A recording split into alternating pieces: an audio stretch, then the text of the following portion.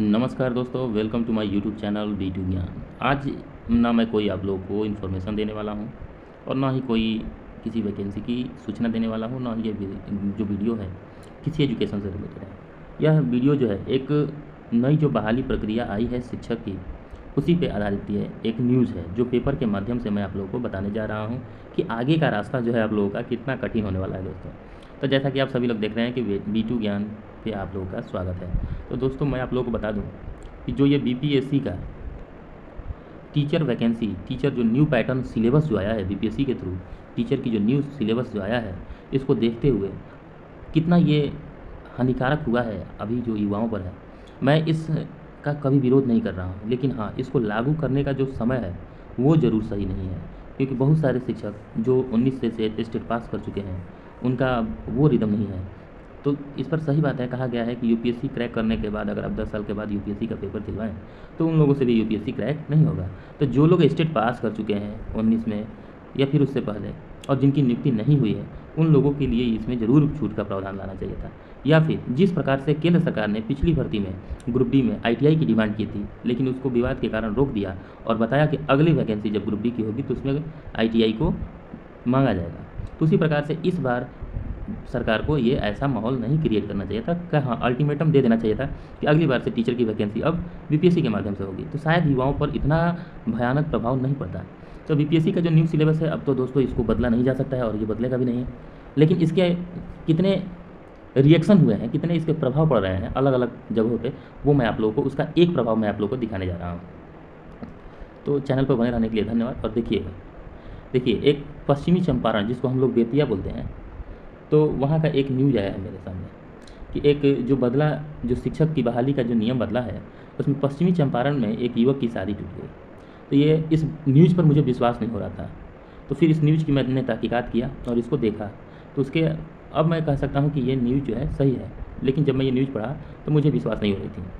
तो ये पश्चिमी चंपारण का है और ये संवाद सहयोगी बगहा है और ये जो है ये पेपर का एक पैटर्न है। परीक्षा के बदले पैटर्न ने एक युवक का घर बसने से पहले ही उजाड़ दिया। उसके यहाँ एक साथ आनी थी 2 खुशियाँ, लेकिन नहीं आई।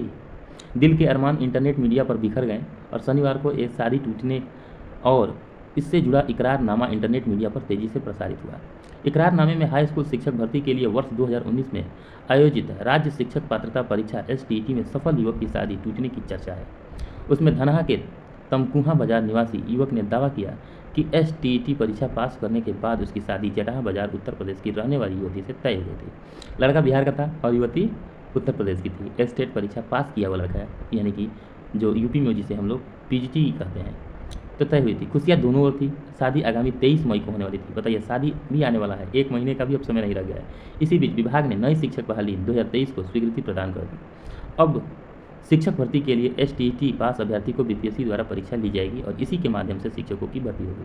तो अब तो शादी तय हो गई और शादी के बाद पता चला कि भाई BPSC के माध्यम से अब आप लोगों की टीचर वैकेंसी होगी। तो जो आपने पास किया है 19 में स्टेट, उस पर जो शिक्षक की नियोजन प्रक्रिया होती थी, अब वो धरी की धरी रह गई।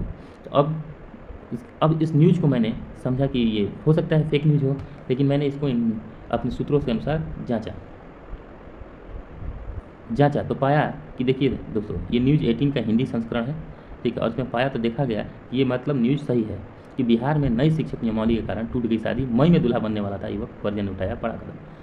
तो नई शिक्षक नियमावली होने के कारण एक युवक दूल्हा बनने से वंचित हो गया। बताया जा रहा है कि पश्चिमी चंपारण जिला मधुबनी में एक युवक की शादी लड़की पक्ष वालों ने तोड़ दी, क्योंकि नए शिक्षक नियमावली के तहत शिक्षक की भर्ती अब BPSC के माध्यम से होगी। शिक्षक बनने के लिए फिर से परीक्षा पास करनी होगी।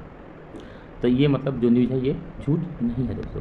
तो दूल्हा नहीं बन सका स्टेट पास युवक, तो जाहिर सी बात है कि जो भाई स्टेट पास है वो स्टेट भी पास होगा।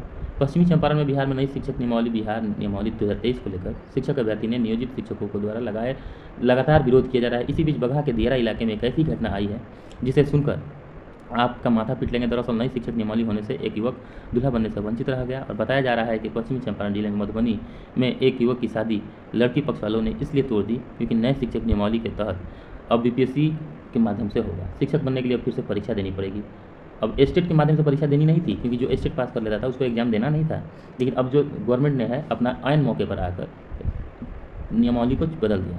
यह पूरा मामला बगहा अनुमंडल क्षेत्र के अंतर्गत धनहा थाना के तमकुहा बाजार मधुबनी का है, जहां स्वर्गीय मनोहर सिंह के बेटे पप्पू राज की शादी उत्तर प्रदेश के पडरौना जिले के अंतर्गत जटाहा बाजार निवासी भोला सिंह की सुपुत्री कुमारी वंदना। तो कुमारी वंदना जी, मैं आप लोगों को बता दूं आपको कि अगर आप भी बिहार में पैदा हुई होती और शिक्षक की बहाली करती और आपसे किसी लड़के ने इस तरह तोड़ दिया रहता, तब आपका मतलब आपको दिलासा देने के लिए पूरी मीडिया टूट जाती और न्याय दिलाने के लिए पूरी मीडिया टूट जाती है। लेकिन इस युवक की क्या गलती है जिसको आपने ऐसे वक्त पे इतना बड़ा धोखा दिया? इसी माह के बीते 21 मई को शादी होनी थी। 23 मई में शादी होना है, पेपर में 23 मई दिया है और इसमें 21 मई दिया है।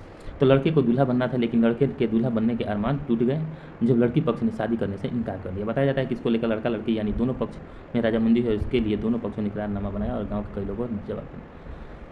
तो देखा दोस्तों आप लोगों ने कि कैसे लड़कों युवकों के साथ इनका फ्यूचर बर्बाद कर दिया जा रहा है युवकों का, कि भाई कभी भी शिक्षक, कभी भी युवाओं के भविष्य के साथ ये नेता लोग खिलवाड़ कर सकते हैं। क्या ऐसी परीक्षा किसी राजनीतिक और संवैधानिक पद को पाने के लिए भी देनी चाहिए? तो आप लोग इस पर अपनी राय जो है कमेंट बॉक्स में ज़रूर दीजिएगा। मैं आप लोग के हर कमेंट का जवाब जरूर दूंगा। और चैनल पर बने रहने के लिए धन्यवाद। जय हिंद।